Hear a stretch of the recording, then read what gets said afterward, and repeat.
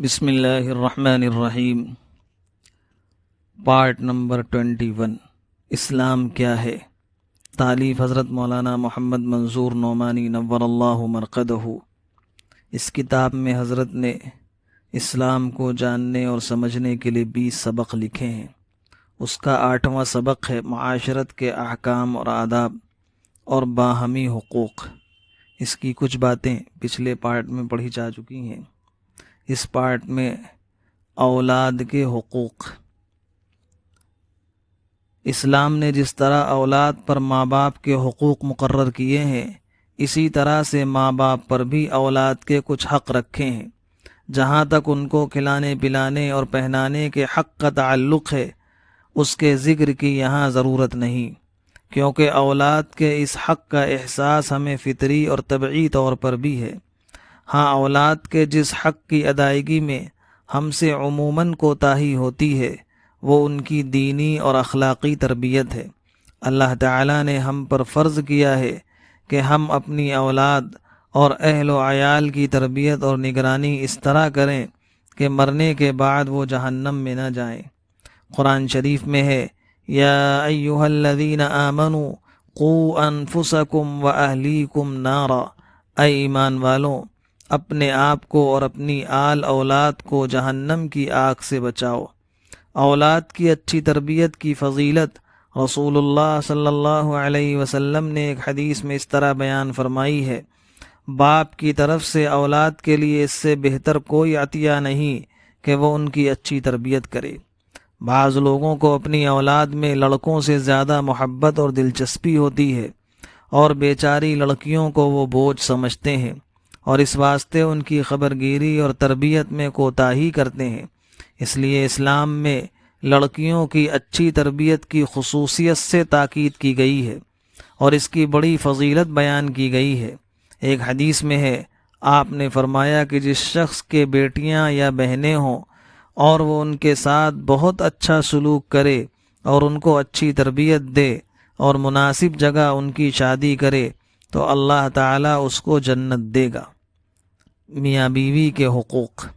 انسانوں کے باہمی تعلقات میں میاں بیوی کا تعلق بھی ایک اہم تعلق ہے، اور ان دونوں کا گویا چولی دامن کا ساتھ ہے۔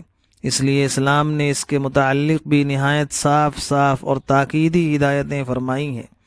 اس بارے میں اسلام کی تعلیم کا خلاصہ یہ ہے کہ بیوی کو چاہیے کہ اپنے شوہر کی پوری خیر خواہی اور فرما برداری کرے اور اس کی امانت میں کسی طرح کی خیانت نہ کرے۔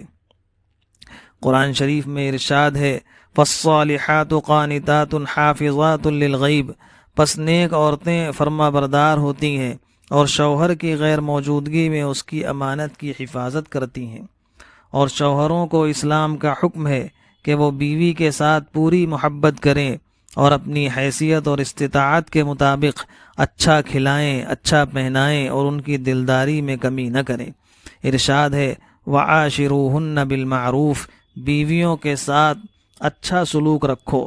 رسول اللہ صلی اللہ علیہ وسلم اس قرآنی تعلیم کے مطابق مسلمان مردوں اور عورتوں کو باہم حسن سلوک کی اور ایک دوسرے کو خوش رکھنے کی بڑی سخت تاکید فرمایا کرتے تھے۔ اس سلسلے کی چند حدیثیں یہ ہیں۔ ایک مرتبہ آپ نے عورتوں کو ہدایت کرتے ہوئے فرمایا، جو شخص اپنی بیوی کو اپنے پاس بلائے اور وہ نہ آئے اور وہ رات کو اس سے ناراض رہے تو فرشتے صبح تک اس پر لعنت کرتے ہیں۔ اور اس کے برعکس ایک دوسری حدیث میں حضور صلی اللہ علیہ وسلم نے ارشاد فرمایا، جو عورت اس حال میں مرے کہ اس کا شوہر اس سے راضی ہو تو وہ جنت میں جائے گی۔ ایک اور حدیث میں ہے، حضور صلی اللہ علیہ وسلم نے فرمایا، قسم اس ذات کی جس کے قبضے میں محمد کی جان ہے، کوئی عورت اللہ کا حق اس وقت تک ادا نہیں کر سکتی جب تک کہ اپنے شوہر کا حق ادا نہ کر دے۔ اور ایک اہم موقع پر مسلمانوں کے بہت بڑے اجتماع میں خاص مردوں کو خطاب کرتے ہوئے ارشاد فرمایا، آپ صلی اللہ علیہ وسلم نے ارشاد فرمایا، میں تم کو عورتوں کے ساتھ حسن سلوک کی خاص طور سے وصیت کرتا ہوں، تم میری اس وصیت کو یاد رکھنا، دیکھو وہ تمہاری ماتحت ہیں اور تمہارے بس میں ہیں۔ ایک اور حدیث میں حضور صلی اللہ علیہ وسلم نے ارشاد فرمایا، تم میں اچھے وہ ہیں جو اپنی بیویوں کے حق میں اچھے ہیں۔ ایک دوسری روایت میں ہے کہ رسول اللہ صلی اللہ علیہ وسلم نے فرمایا، مسلمانوں میں زیادہ کامل ایمان والے وہ ہیں جن کے اخلاق اچھے ہوں اور اپنی گھر والیوں کے ساتھ جن کا برتاؤ لطف و محبت کا ہو۔ اللہ پاک ہم سب کو اپنے گھر والوں کے ساتھ خوب اچھی طرح زندگی گزارنے کی توفیق عطا فرمائے، اولاد کی اچھی تربیت کی توفیق عطا فرمائے۔ 21واں پارٹ مکمل ہوا۔ وما علینا الا البلاغ۔